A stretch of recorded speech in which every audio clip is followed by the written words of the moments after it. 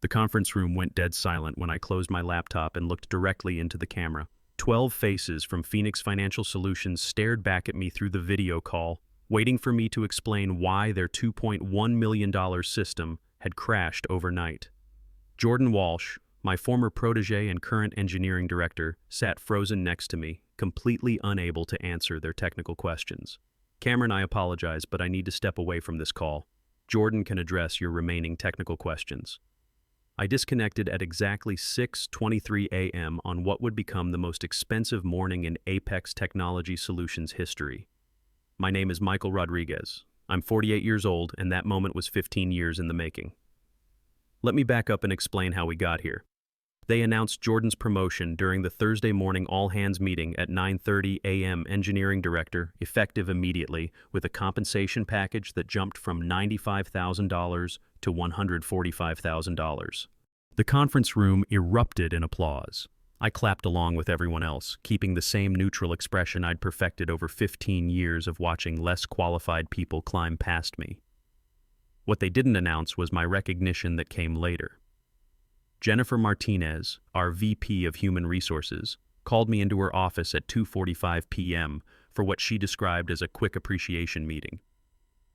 11 minutes later, I walked out with a single-page document promising me a $10,000 loyalty bonus, paid over 6 months. $10,000 spread over 6 months. About $1,667 per month before taxes. For 15 years of training, the person who just received a $50,000 raise. The person I'd taught everything he knew about enterprise software development.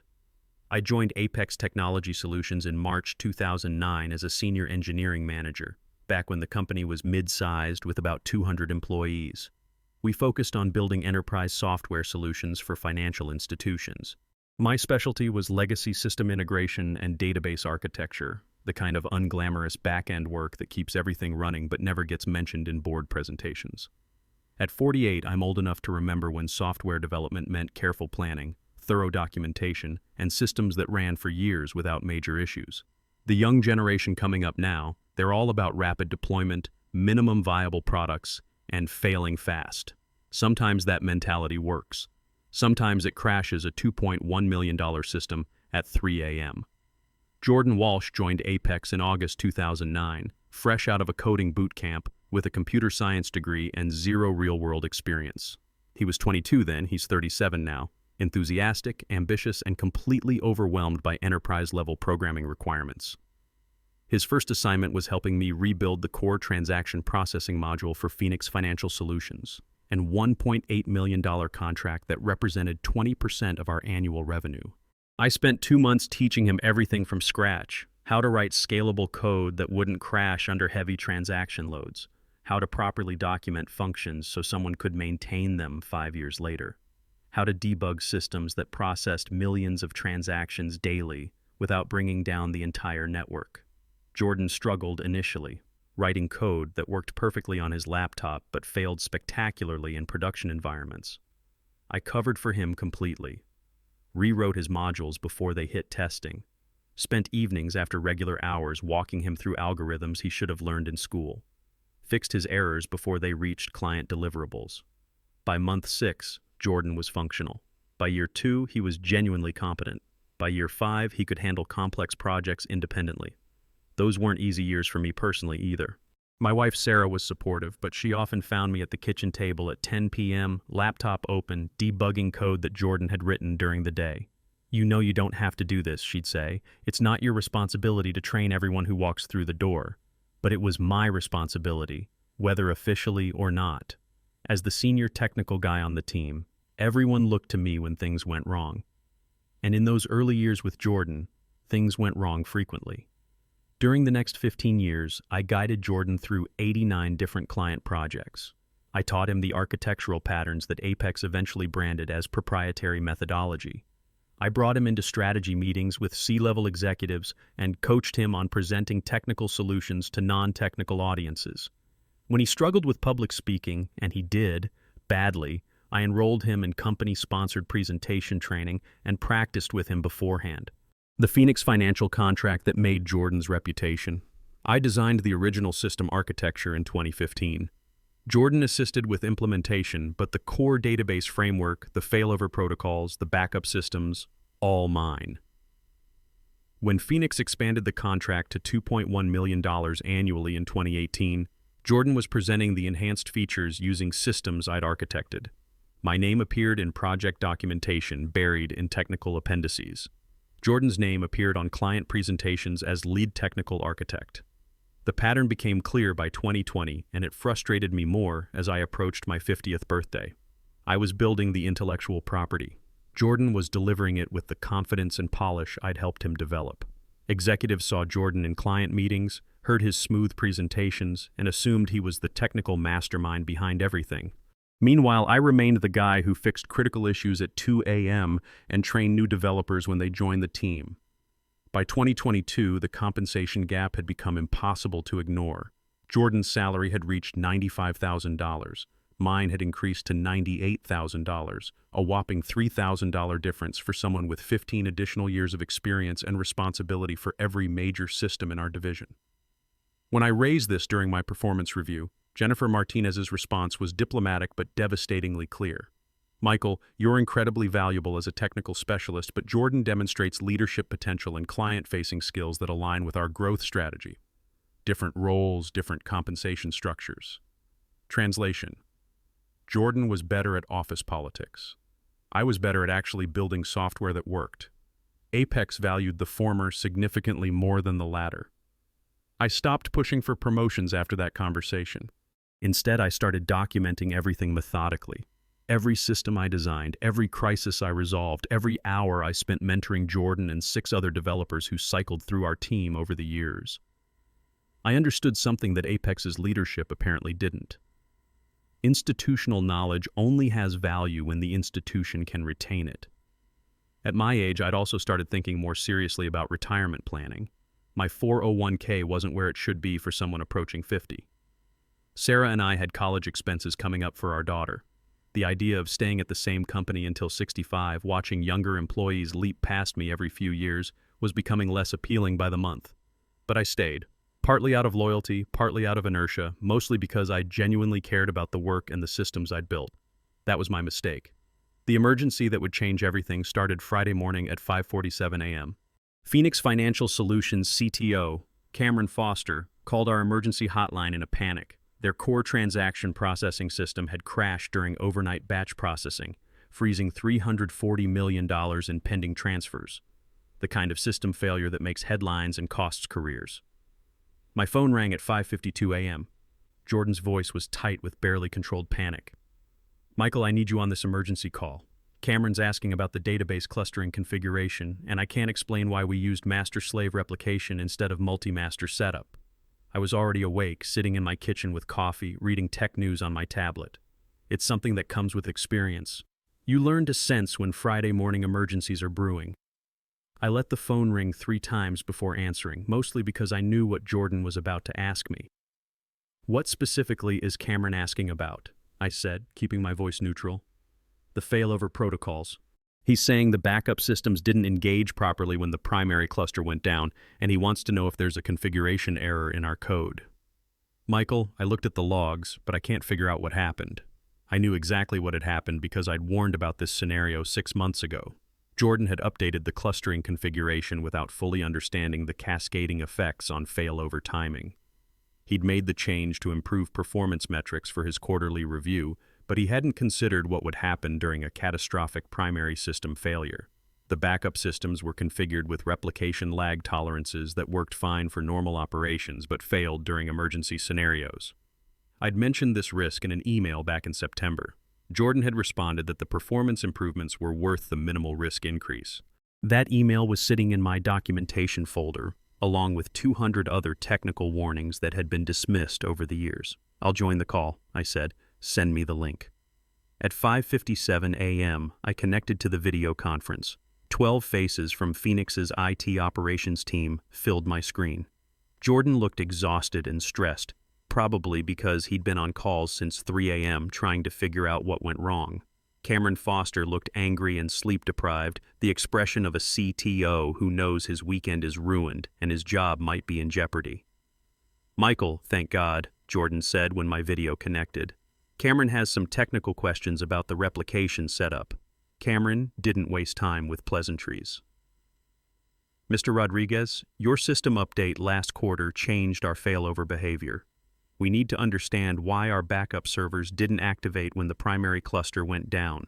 We're looking at regulatory issues if we can't restore service by market open. I opened my laptop and pulled up the system logs, the configuration files, and the architectural documentation I'd maintained for the past 8 years. For the next 26 minutes, I walked Cameron and his team through the technical details of our database architecture, master-slave replication topology, failover detection algorithms, lag compensation during high-load scenarios, transaction consistency guarantees during cluster transitions. It was the kind of detailed technical explanation that Jordan should have been able to provide himself if he was truly worth $145,000 as engineering director. Instead, he sat quietly, occasionally nodding as if he understood concepts I was explaining for the first time. Halfway through the explanation, while I was describing replication lag compensation to Phoenix's database administrator, something clicked in my mind. This was the same pattern I'd been following for 15 years. Jordan gets promoted and praised for work he can't actually explain. System breaks. Everyone looks to me to fix it. I solve the problem. Jordan gets credit for managing the successful resolution. Meanwhile, I'm making $98,000 to be the actual technical expert while Jordan makes $145,000 to take credit for my expertise. At 6:23 a.m., while explaining replication timing parameters for the second time to a Phoenix engineer who still didn't understand the underlying concepts, I made a decision that surprised even me. I stopped talking mid-sentence, closed my laptop, and looked directly into the camera. Cameron, I apologize, but I need to step away from this call. Jordan can address your remaining technical questions.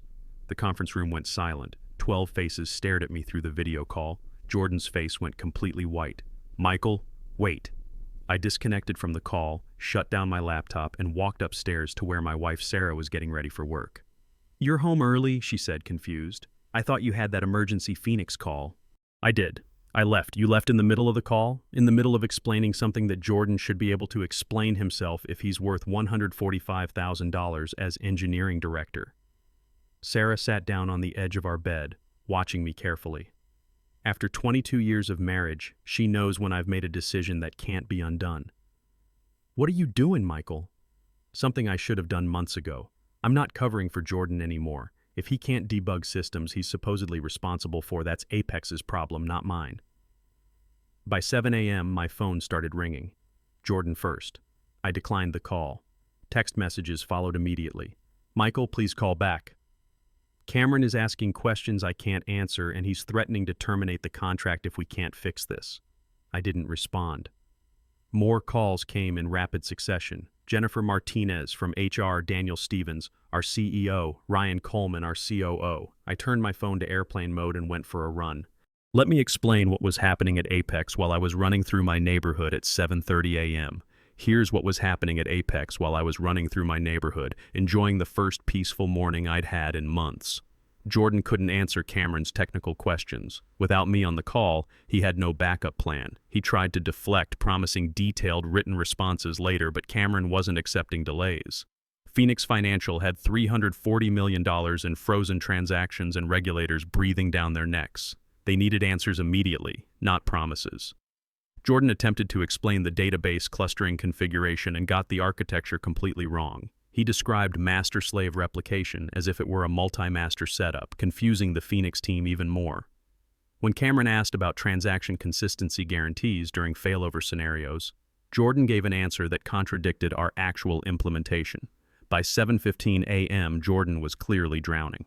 He'd put the call on mute twice to frantically search through documentation, but he couldn't find answers to questions about systems I'd designed and he'd never fully understood. Cameron's patience finally ran out. Mr. Walsh, it's clear you don't have the technical depth to resolve this issue. I need to speak with someone who actually understands your architecture. Jordan tried one last deflection. Mr. Rodriguez had to step away briefly, but I can schedule a follow-up call. Cameron cut him off.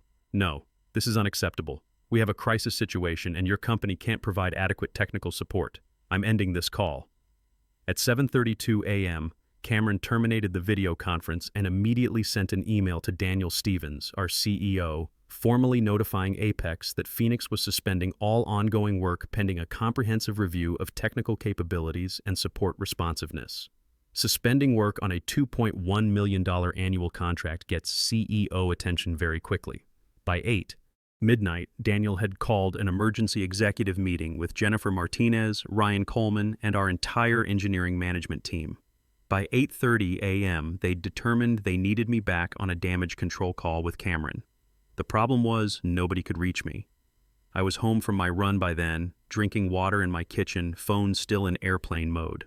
Sarah had left for work, but not before giving me a look that said she knew I'd crossed a line I couldn't uncross.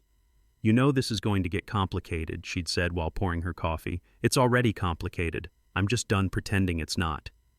At 9:30 a.m., I turned my phone back on. 52 missed calls, 78 text messages, 15 voicemails. The progression was predictable. Jordan panicking, Jennifer trying to sound official, Ryan attempting to be authoritative, and finally Daniel himself.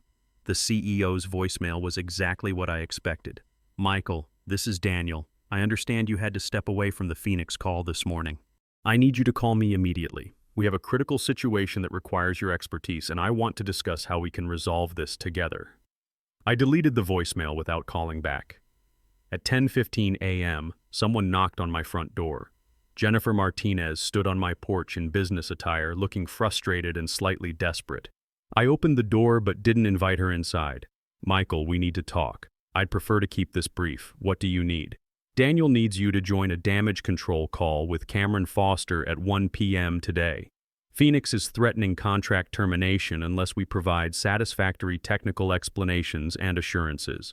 Jordan couldn't address their concerns this morning.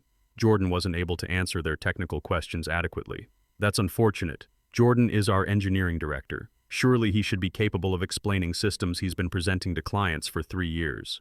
Jennifer's expression hardened. "Michael, we both know you designed those systems. You have the expertise we need to save this relationship. Then perhaps Apex should have considered that before promoting Jordan to director and offering me a $10,000 recognition bonus. This isn't about your compensation. This is about a $2.1 million client relationship in jeopardy." "No, Jennifer. This is exactly about my compensation. It's about Apex deciding that 15 years of building the systems that generate $2.1 million annually is worth $10,000, while the person who learned everything from me gets $145,000 to present my work." I closed the door before she could respond. The 1 p.m. damage control call happened without me. What I learned later through a former colleague was that Jordan made another attempt to answer Cameron's questions. He misdiagnosed the root cause of the failover failure, suggested a fix that would have made the problem worse, and when pressed for details about our backup recovery procedures, admitted he wasn't sure how they worked. Cameron ended the call after 28 minutes. At 2:30 p.m., Phoenix formally terminated their contract with Apex Technology Solutions. $2.1 million in annual revenue gone. Just like that. Over the weekend, I made some calls. 8 former colleagues who'd left Apex over the past 4 years for competitor firms. I asked each the same question. Would their current employer be interested in someone with my background and expertise? 7 said yes immediately. The 8th said his company wasn't actively hiring but would create a position if I was interested. By Monday morning, I had 4 interview requests scheduled. By Monday afternoon, I had preliminary compensation discussions starting at $135,000 with significantly better benefits than Apex had ever offered. The interesting thing about being 48 in the tech industry is that experience actually becomes valuable once you get past the initial age bias. Companies that have been burned by rapid deployment failures and system crashes start appreciating people who build things properly the first time. Tuesday morning, Daniel Stevens requested an emergency meeting. Tuesday morning at 8 a.m. sharp, I walked into Apex's main conference room for what I knew would be my final meeting as an employee. Daniel Stevens was waiting with Jennifer Martinez and Ryan Coleman, our COO. Having the COO present told me they understood exactly how serious the situation had become. "Michael, thank you for coming," Daniel began, trying to project calm authority. "We value your contributions to Apex, and we recognize there may have been some miscommunication about your compensation and role." I sat down but said nothing. After 15 years, I'd learned that silence makes executives uncomfortable, and uncomfortable executives make mistakes. The Phoenix situation was unfortunate, Daniel continued. We should have ensured better coordination and technical support during that critical call. Jordan is your engineering director, I said. Why would he need technical support? Uncomfortable glances around the table. Ryan spoke up. Michael, we all recognize that you've been instrumental in developing our core systems. Your expertise is unique within our organization. Jordan has strong leadership and client management skills, but he benefits from collaboration with someone of your technical depth. So you're saying Jordan can't actually do the job you promoted him into? More uncomfortable silence. Jennifer tried a different approach. We want to discuss a compensation adjustment that better reflects your value to the organization. We're prepared to offer you $125,000 effective immediately, plus an enhanced bonus structure tied to division performance. $125,000, a $27,000 raise. Still $20,000 less than Jordan's salary for a position that required none of the technical expertise that I provided daily. What would my title be? I asked. Senior Engineering Manager, but with expanded technical leadership responsibilities and formal recognition as our Chief Technical Architect. So I'd make $125,000 as a senior manager, while Jordan made $145,000 as director, despite the fact that I'd built every system he couldn't maintain or explain. I appreciate the offer, I said, standing up, but I'm declining. Michael, please reconsider, Jennifer said quickly. The compensation package is negotiable. Here's what's not negotiable. My understanding that Apex values presentation over competence. Jordan excels at presenting work to clients. I excel at building that work. For 15 years, I accepted this dynamic because I believed expertise would eventually be rewarded appropriately. Last Thursday's announcement proved that belief was incorrect. I walked toward the door, then turned back for one final observation. I trained Jordan everything he knows about enterprise software development. I built the systems. I designed the architectures. I maintained the client relationships, and you offered me $10,000 to mentor him into a position paying $20,000 more than mine. If you want to understand why you lost Phoenix, that's your answer. You systematically undervalued the person who generated your intellectual property while promoting the person who presented it. I cleaned out my desk by 8:45 a.m. and surrendered my building access badge at reception by 9 a.m. By Wednesday, I had 3 formal job offers. The best came from Nexus Tech Partners, a growing firm specializing in enterprise solutions for financial institutions. They offered $155,000 base salary, performance bonus structure up to 35% of base, full benefits, and a $20,000 signing bonus. More importantly, they wanted someone who could build scalable, reliable systems, not just manage them. I accepted Thursday morning and started the following Monday. Here's what happened at Apex after I left. Without my technical expertise, Jordan couldn't maintain client relationships that depended on complex system modifications and troubleshooting. Over the next 8 months, Apex lost 4 additional major contracts or saw significant reductions in project scope. Phoenix wasn't an isolated incident. It was the first domino in a series of technical failures that Jordan couldn't prevent or resolve. Their total revenue dropped approximately $3.5 million in the first year after my departure. They hired 3 new senior engineers, but institutional knowledge doesn't transfer quickly. Systems I'd built and maintained over 15 years couldn't be replicated by people reading documentation. Daniel reached out to me 9 months later, offering Vice President of Engineering at $165,000 plus equity. I politely declined.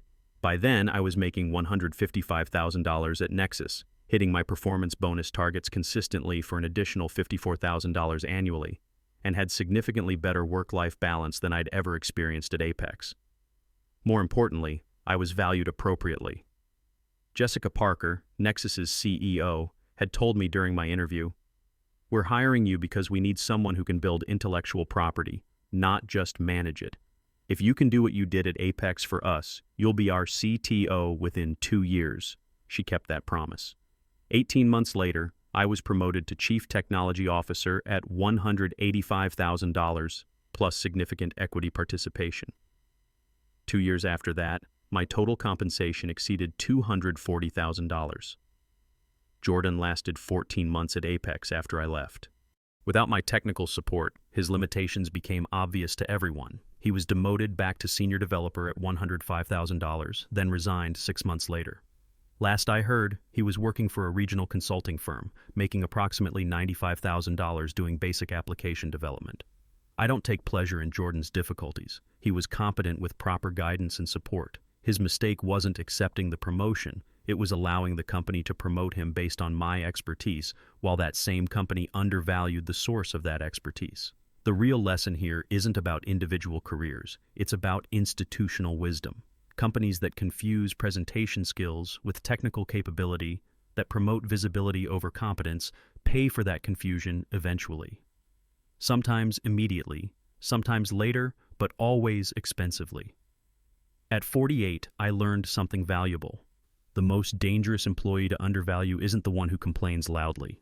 It's the one who quietly builds everything, enables everyone else's success, and maintains critical relationships until they decide they're done subsidizing poor judgment. When that person walks away, they take more than their individual contributions. They take the foundation that everyone else's performance depends on. Sometimes the best revenge isn't making people regret what they did to you. It's making them regret what they lost when you stopped letting them do it.